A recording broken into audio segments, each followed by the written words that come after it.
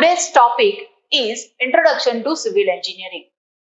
In today's lecture, we will learn what is engineering, what is civil engineering, and various branches of civil engineering. So, without wasting much time, let's start. First question is, what is engineering? Engineering is part of almost everything we do, from the water we drink and the food we eat, to the building we live in and the roads and railway we travel on. So, engineering is the application of mathematics, scientific, economic, social, and practical knowledge to invent, innovate, design, build structures, machines, tools, systems, materials, processes, solution for solving the problems, difficulties, and improvement of mankind. For instance, if I talk about a mobile phone, its main purpose is to make a phone call. But we are using various applications in phone because we do our job easily and faster with that. The same case with engineering. A good engineer is a person who makes a design that works with as few original ideas as possible. Now we will move to our second topic of today's lecture, which is what is civil engineering. So, civil engineering is a professional engineering discipline that deals with the planning, designing, construction, and maintenance of the physical and naturally built structural components of buildings, including public works such as dam, canal, roads, railway, bridges, airports, sewerage system, pipelines, etc. Civil engineering considered the second oldest engineering discipline after military engineering, and it is separated from military engineering during 18th century. Now we will move to our third topic for today's lecture, which is about branches of civil engineering. Basically, civil engineering is traditionally broken into number of sub-branches. It is divided into 9 branches as you can see on screen. Let us discuss all the branches one by one. First branch is surveying and leveling. So first question, what is surveying? So it is an art of determining relative position of points on, above or below the surface of the earth. So basically, surveying is the technique, profession, art and science of determining the three-dimensional positions of points and the distances and angles, right? What is leveling? It is the branch of surveying dealing with determination of relative heights of the points on the surface of the earth. For the first, we have to understand which instruments we are going to use when we will go to the field. For surveying, basically we need chains, taps, ranging rods, arrows, pegs, plumb bobs, and for leveling we need dumpy level and leveling staff. Next question is, what are the applications of surveying, right? So after taking measurements in the field, computations are done and the plan and map are prepared in the office. These plans and maps are used for planning of engineering works, marking of boundaries, and computation of areas and volumes. Now let us discuss the second branch of civil engineering, which is building planning and construction. Before any construction, we must have to plan a building properly, right? But is there any guidelines for that? Yes. Buildings are planned according to the fundamental principles of planning and bylaws of local municipal bodies.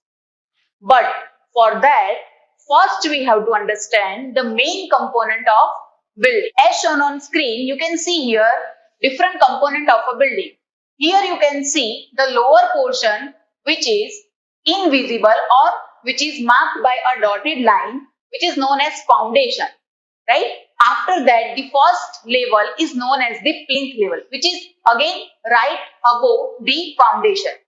After that, we provide one layer which is known as DPC, damp proof course. It is provided for moisture resistance, right? Then after our flooring work comes.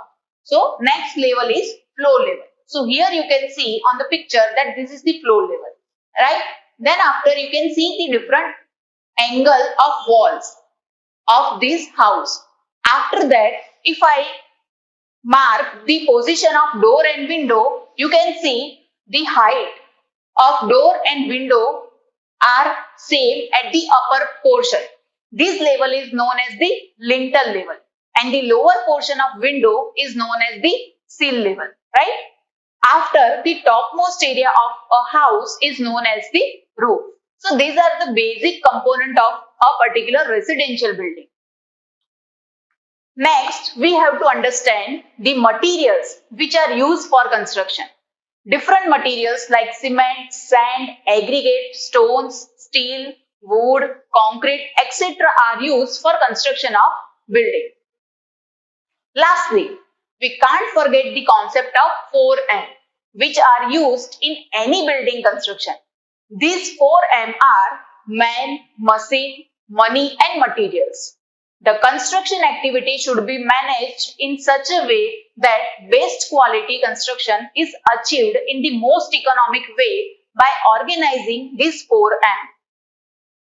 Next, we will discuss about the advanced construction. Before starting, one question that comes in our mind is why advanced construction is separated from building construction? Because this is the construction of some of the advanced structures like dam, bridges, tunnels, tall buildings, etc. For that, techniques which are used in building construction cannot be used effectively. And some advanced techniques are also followed by civil engineers to construct such structures such as concrete mixing plant, underwater construction, large-scale excavators and pipe foundation. Now we will discuss structure engineering in detail.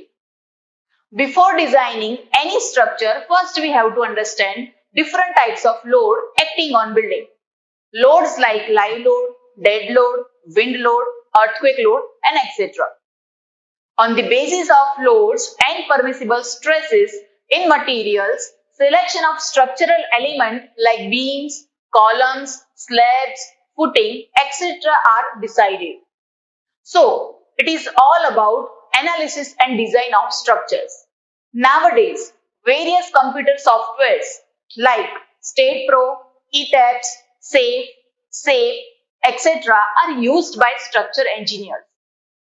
So now, let us discuss about geotechnical engineering. So basically, it is deal with soil investigation and design of proper foundation of structures. All these structures have to finally transfer the load acting on them to soil safely. Soil properties changes from place to place. Hence, a civil engineer has to properly investigate the soil where the foundation is going to be laid or decide how this load can be spread on that particular soil. Now let us discuss the branches of water resources engineering in detail. So water resources engineering deals with the measurement of water, utilization, distribution and development of water resources for agricultural, municipal and power generation purpose. It includes planning, designing and construction of hydraulic structures. So, water resource engineering is mainly used to construct structures like dams, weirs, barrages, canals, hydropower station, pipe networks and many more. So here, hydrology is the sub-branch of water resource engineering. It includes study of sources of water, measurement of rainfall, runoff and flood control. So now let us discuss the branch transportation engineering in detail. First, we have to know different modes of transportation like roadways, railways, airways and waterways. So basically, it deals with planning, designing, construction development and maintenance of the roadways, railways, airports, docks, harbors, tunnels, etc. It provides faster means of transport of man, machine, goods, etc. It helps in social and economical growth of the country. So materials like aggregate, concrete, bitumen, cement must be well proportionate to achieve maximum design strength. So now let us discuss the branch environmental engineering in detail. So it is the branch of engineering that is concerned with protecting people from the effect of adverse environmental effects such as pollution as well as improving environmental quality. So what type of problems can there be in environment? So the biggest environmental problems are acid rain, deforestation, water pollution, population growth, greenhouse effect, etc. And the water and wastewater treatment is a process used to remove contaminated from wastewater or sewage and convert it into an effluent that can be returned to the water cycle with acceptable impact on environment or reused of various purposes. Say for the example, Kotarpur water treatment plant is the larger water treatment plant in Ahmedabad. The total capacity of existing plant is 850 million liters per day. That is 850 MLD, which is the new plant having capacity of 200 MLD, right? Next. Now, the next term is pollution control. Pollution prevention is a major global concern because of the harmful effects of pollution on a person's health and on the environment. So, how to control the pollution? We have to reduce the number of trips you take in your car. We can eliminate fireplaces and wood stove uses. Avoid burning leaves, trash, and other materials. Now, let's go through the branch town planning in detail. So, before understanding the town planning, it is very important that to understand the word town. Do you know what is town? So, students, town is a human settlement larger than village but smaller than a city. So, the next question is, what is town planning? It is an art of shaping and guiding the physical growth of the town by creating buildings and environment to meet the social, cultural, economic and recreational needs of both rich and poor people. Now next is where town planning is used. What are the objective of town planning? So there are four objectives of town planning: beauty, convenience, environment and health. These 4 points need to be considered while we are doing town planning. It includes zoning of land, planning of roadwork, planning of water supply, drainage and preparation of master plan of town, as well as preparation of construction regulation in town. So that's all about this lecture. I hope you all understand what is civil engineering, how big this civil engineering discipline is, and how we can divide it in 9 branches of civil engineering.